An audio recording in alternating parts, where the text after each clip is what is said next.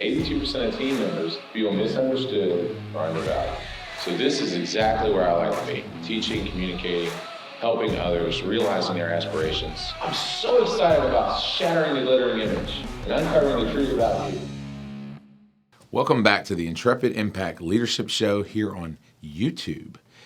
We sit at the intersection of faith, leadership, and business, and to us, those are as inseparable as Father, Son, and Holy Spirit. Why faith? Faith is the substance of things hoped for, the evidence of things not seen, as the word says. Leadership. Well, who provides leadership for the universe? In our faith, that is Jesus. And lastly is the Holy Spirit. And the Holy Spirit is our comforter. The Holy Spirit is our teacher. But it also represents the bond that we all share, that connection between one another. And in business, you can't have the Holy Spirit and not have an interaction with each other. So today, we're going to dig in deep to a concept called the 5 Leadership Voices. The 5 Voices is a book and a concept developed by a company called Giant Worldwide.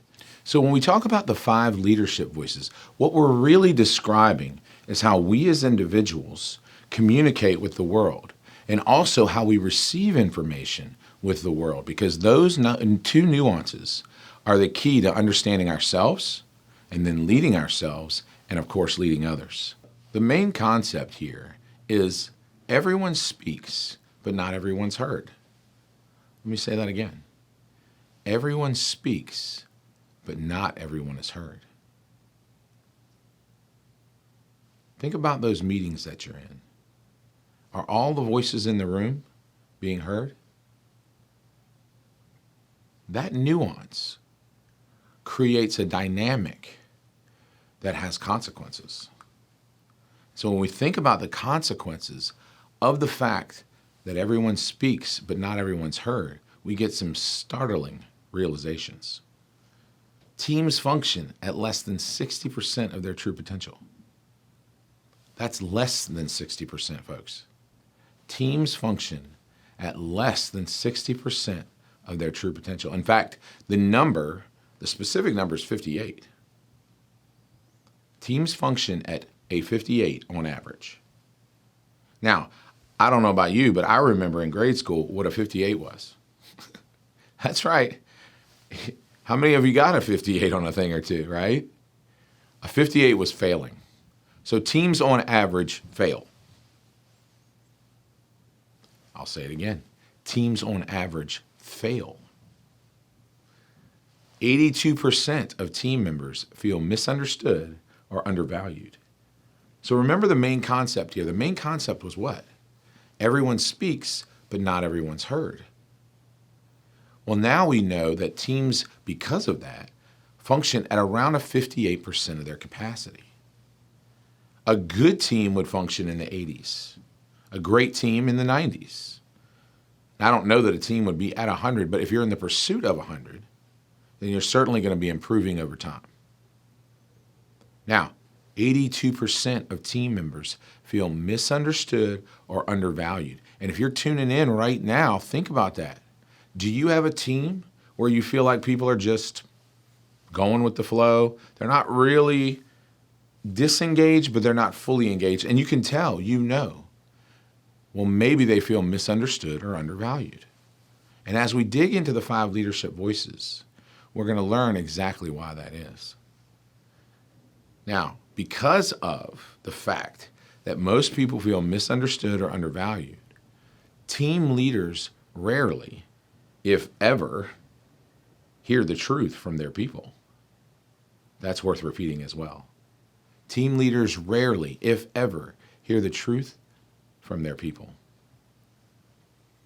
And leaders, because of the unaware leader, you've heard us talk before about the accidental version of the leadership voices. Leaders undermine their influence every day without even knowing it. So we've got 2 dynamics going on here. We got leaders that are undermining their influence and team members and perhaps other leaders that feel misunderstood or undervalued. I can remember when I used to run hospitals. So if you've tuned in, you might know a little bit about my story. I was in the Marine Corps, then I was in sales for a number of years, then I was executive administrator in hospitals, And I've been a business owner for the last 5 or 6 years as well. So when I was in the hospitals, the morning meeting was my meeting. I ran it. I sat at the head of the table, big shot honcho. Hopefully you know it's sarcasm. Even then, I didn't have what we call emotional safety. Emotional safety is that ability to be authentic and vulnerable while knowing that the other team members won't react to it in a negative way. And we're going to talk about reactions later, but what we call those are weapon systems. So I knew that there was going to be other weapon systems in the rooms that would deploy if I said the wrong thing. So even as the one who's running the entire hospital, I didn't have emotional safety myself. Therefore, I might have been undermining my own influence without even knowing it. But here's the point. Team leaders rarely, if ever, hear the truth from their people. So if I can't tell the truth, if I can't speak in vulnerable authenticity, then why would I expect my people to be able to? So imagine this. What if every voice around your table were truly heard, valued, and appreciated? That bears repeating as well. What if every voice at your table were truly valued, heard, and appreciated? Can you imagine? Now, if teams on average score 58, then that means 40% of what they're capable of is not being produced. Now, let's say you had a revenue goal of 100 million and you only got to 50. Well, you're probably going to have some problems in your finances, correct? So if we can maximize the performance of each person, then we can also maximize the output within the business unit. Now we're really talking about executive performance coaching. This is the reason why I've devoted my consultancy personally to executive performance coaching. Because if you can unlock the potential of people, you can immediately drop that potential right to the bottom line. Here's one example for you. Think about how many team members were either let go or they quit because they felt misunderstood or undervalued. How much money every year annually in businesses large and small is spent on recruitment and retention? I mean, and I can tell you in the hospitals right now, a certified nurse's aide or a nurse will typically leave a job after 6 to 12 months for usually $1 raise or $2, or maybe a sign-on bonus. But if they were truly valued, heard, and appreciated, they'd think twice about that because they knew that they mattered. So what's the primary message here?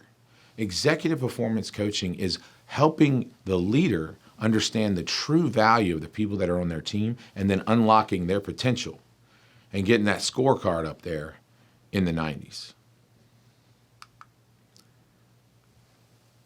All of this is based on a concept called know yourself to lead yourself. This is a power tool. I'll say it again. This is a power tool developed also by Giant. You're going to find that I love using the Giant tools because they use pictures and videos, fancy way of saying neuro-linguistic science, to convey leadership concepts that typically you'd have to read an entire book for. The brilliance in that alone is phenomenal. That's one of the reasons why I'm so excited about what Giant's doing. In addition to the tools and the content, they have a digital platform that can be rolled out at an enterprise level throughout organizations. So their avatar, their client, is coaches like myself and consultants. They developed the Know Yourself to Lead Yourself tool so that we as coaches and consultants can help leaders at all levels understand how to dig into their tendencies so they can know themselves to lead themselves. And once you can lead yourself appropriately, others will follow and you become that leader worth following. So let's look at the components of this tool here. First, we've got tendencies. We always want to start with our tendencies. Each leadership voice has a tendency, has multiple tendencies. But remember, our behaviors are driven by 3 things. Nature, that's how you're wired. Nurture, that's how you were raised. And then the choices that you've made. For example, my leadership voice is creative. So I have a very good ability to see the future or to see a thing that's not visible right in front of me. But the way I was raised was to work hard and hold those values dear. Nothing wrong with that at all. And then the choices I make, like being a Marine, being a father, being a Christian, being a hospital administrator, gave me other leadership behaviors. For example, being detail-oriented. Creative first voice creatives typically are not detail-oriented. They can see an image of a thing in their head very vividly, but when it comes to practical application, they struggle. And that's the reason why we need to use other voices. My wife's voice complements mine very well. She is detail-oriented. But you can also have training in area too. For example, Marines, by training, are detail-oriented because details matter when you're in the field. Hospital administrators, same thing. We like to say corners and edges. When the administrators walk the buildings, we look for corners and edges. We want to make sure the corners and edges of the hallway are clean. Why? Because you got to have a clean hallway if people want to think you're in a clean hospital. So these are tendencies that go along with leadership behaviors. So nature, nurture, and choice drive your leadership behaviors. But your tendencies can often be found in the things that you do without thinking. So if you find yourself having a tendency to erupt like a volcano when you don't get your way, that might be a tendency to look at and say, okay, what's driving that behavior? Or better yet, what pattern of behavior exists because of that tendency? For example, Jerry has a tendency to drink too much when he drinks alcohol. Yeah, if you tuned into some other episodes, you know that the jail inspector often became deployed in a jail because of alcohol. So what did I do? Well, I recognized a pattern of behavior, a series of actions that were not positive, and then I decided to take different actions. See, this is the thing. I have a tendency to drink too much when I drink alcohol. So I just don't drink. But that tendency will never change. The tendencies don't go away. So whatever your tendency is, probably won't change. What does change is the actions that you take. And then, of course, the consequences that result from those actions. For me, it was jail. And then the reality there, what is the reality? Well, marriage was almost over. Might not get to see my kids anymore. Reality. Now, if you're in a reality you don't like, let's say you don't like your job, well, what were the consequences that got you to that point? At some point, you were excited, at least marginally excited about taking that job. Otherwise, you probably wouldn't have taken it. So what are the consequences that resulted in that reality? And then back up further, what actions did you take that created those consequences? And then is there a pattern of behavior that emerges? And can we localize that to one or two tendencies? Let's say maybe you're a leader and you come up with these great ideas every 2 days.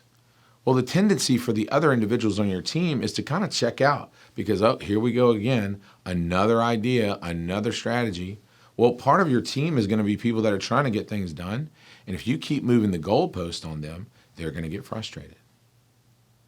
They might quit.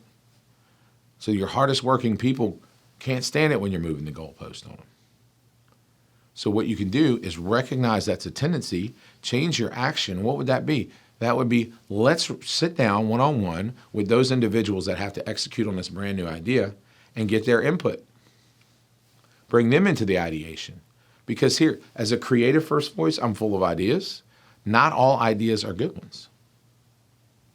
So those are tendencies that go along with who I am. Let's keep going. The 5 leadership voices here, as I explained before, we've got nurturer, creative, guardian, connector, and pioneer. And I'm going to cover them all really quick here, just so you can remember. But the nurturer is what we call the lowest voice or the quietest voice. They're champions of people, relational harmony, and values. 43% of the population is a nurturer. And we're going to find out how important that really is in just a minute. But remember, they're present tense oriented. So they're thinking about how to help people right now. And I'll dig in more in a second. But the next is the creative voice, champions of future ideas, innovation, and organizational integrity. Why integrity? Because they can see the future. They know if that policy or idea is going to get you off track, maybe in a gray area of ethics, and morals. Only 9% of the population speaks creative, so 1 out of 10. And they're future-oriented. So they're thinking about a situation or a thing that doesn't yet exist. All right? Next is guardian. A little bit strong on the voice there. You'll always know the guardian in the room because they ask the most difficult questions. This is where the rubber meets the road in most cases. They're champions of due diligence, resources, and efficient systems and processes. 30% of the population speaks guardian as their first voice, and they are present tense oriented. So they're worried about how to get things done right now. Creatives are thinking of those ideas that are innovative, that are in the future. Nurturers thinking about how do we take care of people right now. What is 43 plus 9 plus 30? 82. 82. 82% of team members feel misunderstood or undervalued. And as we go through the deep dive of the 5 leadership voices, you're going to see why that is. But the next voice on the list is the connector. The connector is a champion of relational harmony, relational networks, collaboration, and effective communication. Relational networks is important. Why? Because they always know a guy that knows a guy that can get a thing. You need those resources.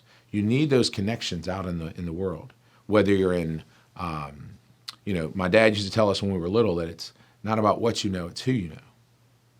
Well, the connectors are champions of that very nuance. Only 11% of the population speaks connector as the first voice, and they're future-oriented. So they're driven by people and values, not unlike the nurturer, except their future. Okay, they're thinking about how does this relationship affect the organization or myself in the future, whereas the nurturer is thinking about present tense. How can I help this person now? Do you see the difference? Last is certainly not least the pioneer, champions of strategic vision, problem solving, and results. How do we summarize that? Winning. Pioneers love to win. Now, an accidental pioneer, as we said before, can sometimes put profit before people, but that's the reason why I love the pioneer when they listen to the other voices first. So they're future-oriented. Only 7% of the population is a first-voice pioneer. Why is that significant? Well, here in America, we have a very pioneering spirit. A lot of people think they're a pioneer, they're not. I thought for sure I was a pioneer voice from all the pioneering things I've done. But not everyone's a pioneer. In fact, it's the rarest voice. A lot of people have pioneering characteristics. And then again, they're future-oriented. Pioneer is go, go, go, win, win, win. They usually work the longest. And to them, working is just the thing that they do. It's part of who they are. So that's the recap of the 5 leadership voices as we discussed before. Let's take some assumptions here. And assumptions is not assuming a thing. What we want to do is make sure we don't assume a few things. And so what you need to realize about the 5 leadership voices is our voice order, whether it's me, you, or whomever, is made up of all 5 voices. So we all speak all 5. 2 or 3 are the ones that come most natural for us. For example, my voice order is creative, connector, pioneer, nurturer, guardian. So nurturer and guardian are the voices that I have the biggest trouble speaking. Some voices are more natural than others. So for me, creative and connector and even pioneer from time to time are more natural. So I'm very future oriented, typically thinking about the future of people. Now, maturity allows us to value the contribution each voice brings. Each voice brings a maturity when we understand how they communicate and what their tendencies are. Nature, nurture, and choice are all played a part. As I mentioned before, leadership behaviors are driven by nature, nurture, and choice. Tendencies, though, are often driven by your most natural voice. Last, don't assume you know what someone else's foundational voice is. Just because you recognize the thing that they're doing doesn't mean that that's their voice. Everyone gets to choose their own voice. Always remember that. So a couple weeks from now, as you're becoming more and more of an expert of the 5 leadership voices because of the Intrepid Impact Leadership channel, I don't want you taking this information and going out there and pointing the finger at somebody telling them what kind of voice they are.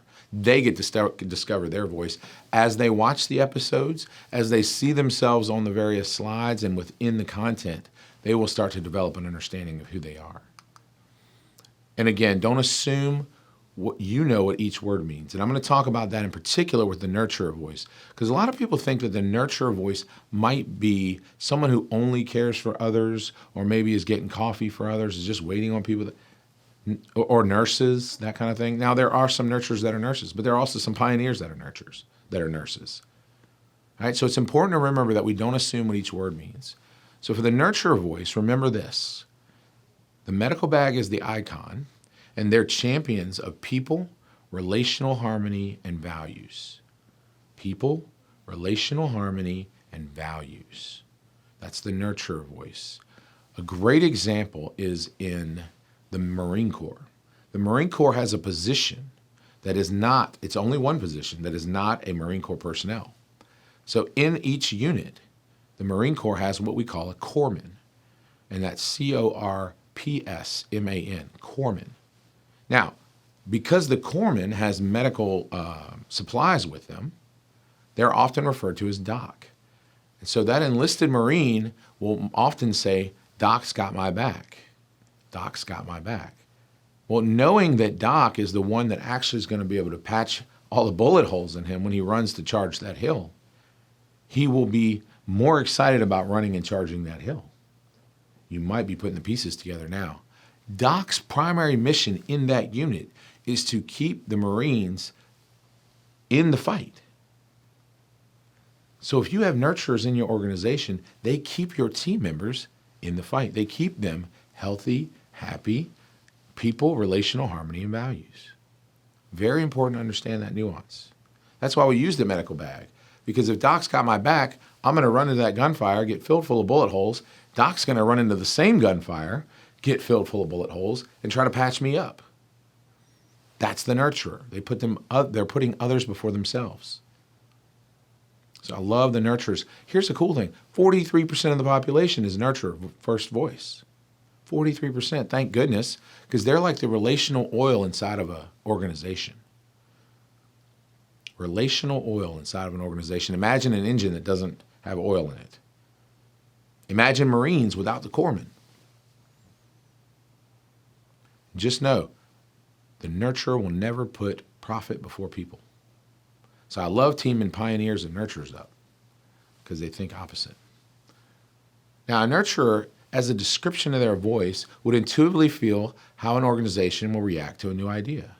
They're going to know, almost like a spider web, they're going to know how that new idea affects everyone, all the way out to the farthest reaches of the 50,000 employee company. They defend values, people come before profit, function as the relational oil. They're pragmatic realists that asks, has this really been thought through? They want to make sure that has this idea been thought through, because they're the ones that have to help everybody understand how valuable it is and how it helps them. Relational oil. They take genuine delight in celebrating the achievements of others. Their success is patching the bullet holes in the Marine so the Marine can then go take the hill. That's a successful nurturer. They are natural team players. Now, because of these tendencies, they may become overly resistant to change and demonstrate passive-aggressive tendencies. That word keeps popping up, tendencies. It's a tendency. You don't have to be a victim to it. And lastly, they rarely value the contribution they make. They rarely value the contribution they make. I love the nurturer because you can tell them every day how absolutely wonderful and amazing they are. It will never go to their head. It will never go to their head. Now, remember, 43% of the population speaks nurturer. And as we go through the different voices, we're going to see how those tendencies play out inside the bigger scheme of things. So to summarize the nurturer voice, they're champions of people, relational harmony, and values. You need to watch out for nurturers when they have a fear of conflict. They often won't speak out. So beware of silence. Later on, we'll talk about the rules of engagement. And the rules of engagement with the nurturers say nurturers speak first, because they tend to go along with the group. Relational harmony. And last, you can empower them by letting them speak first, affirm their competence and the genuine value of their contribution. Again, tell them every day how amazing they are. It will never go to their head. Spend time with them. A gift, bring them a gift. Show appreciation. They work hard. They drive themselves really hard. Now remember, nurturers, here's you. If you are wondering whether you might be a nurturer, remember 4 out of 10 people are. So you might be. There's a high likelihood that you are. But remember, when you speak, you represent 43% of people. Your views and opinions truly matter. They truly matter. People see you as a highly skilled professional. It's time you started to. People choose you to lead because they believe in you. Act as if you know it.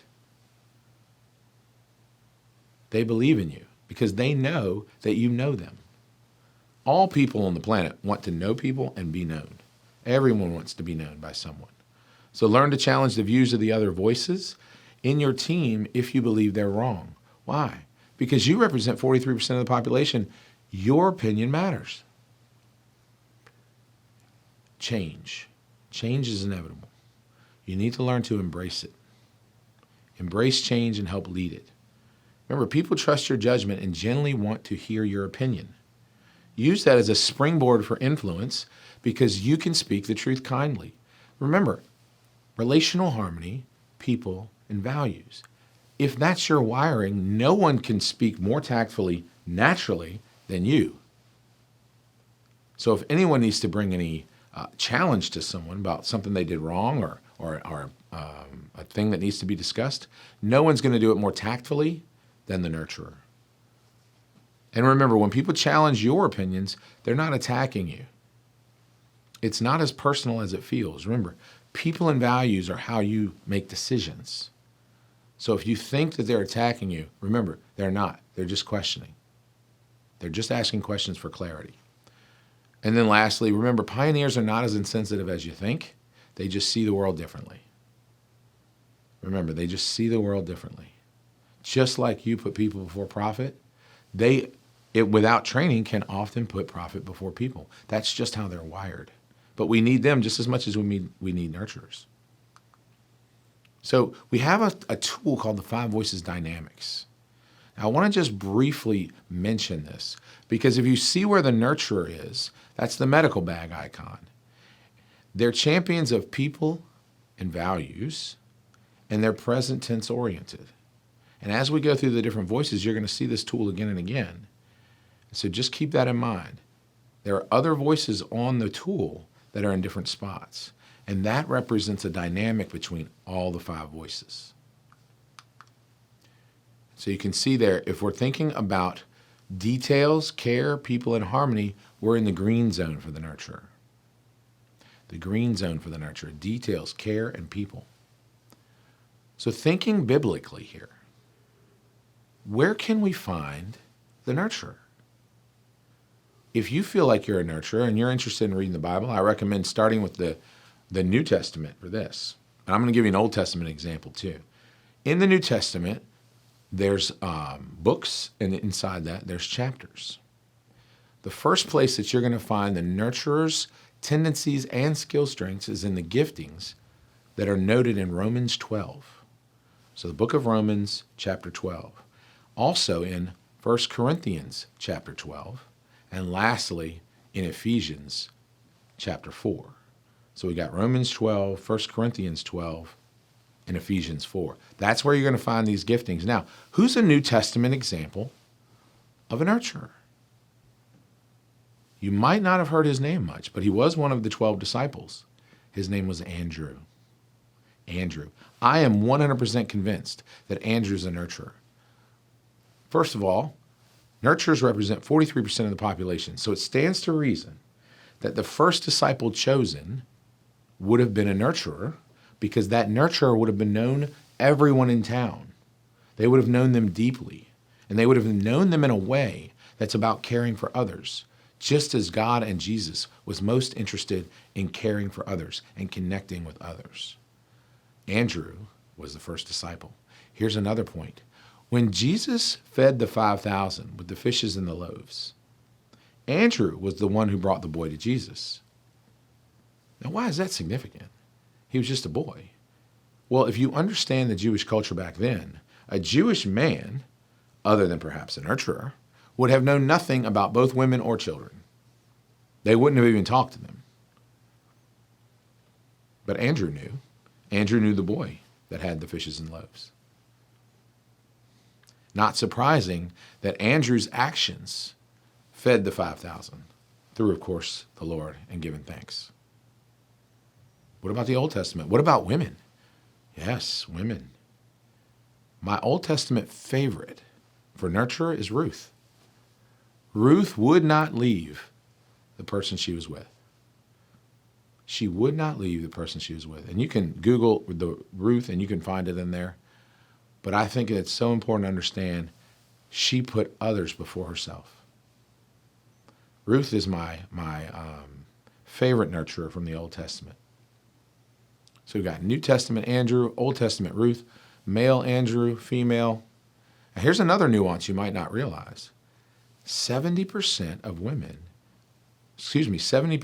nurturers are women. And if you think about the culture, women are perceived as to be more nurturing. And they, after having children or having children, they can develop more nurturing skill sets. But here's what I would tell you. If you're a female and you don't feel like nurture is your voice, fear not. 30% of women are not nurturers. I'll say it again. 30% of women are not nurturers. So always remember that if that tendency doesn't fit you, no big deal. Because if you feel like nurture is your voice, we say, try the coat on for 30 days. And if it doesn't fit, put on a different one. And as we go through the 5 leadership voices, we're going to dig in further to how all of them play together and what building blocks we have that created the 5 voices. So today we've covered the nurturer voice and the 5 voices dynamics and the tendencies that go with them. Remember, nurturer, relational harmony, values, people. They're very present tense oriented. 43% of the population is a nurturer, and then 70% of nurturers are women. If you're a woman out there and you're wondering why you're not more nurturing, it's okay. It's because you're either a guardian or pioneer. Remember, nurturers are feelers. They're very in tune and very empathic. But some women feel like, and I've heard this from my clients, some women feel like they're missing something because that's not part of them. But that's okay. You're just wired differently. Nurturer is not your first voice, and that's okay. In fact, it's awesome. So, again, today we covered the nurturer voice. We covered the 5 leadership voices, and we're going to dig in deep to each one of them. But I really appreciate your attention and your time. Thanks for tuning in to the Intrepid Impact Leadership Show. We sit here at the intersection of faith, leadership, and business, and those to us are as inseparable as Father, Son, and Holy Spirit. I'll see you next time. 82% of team members feel misunderstood or undervalued. So this is exactly where I like to be, teaching, communicating, helping others, realizing their aspirations. I'm so excited about shattering the glittering image and uncovering the truth about you.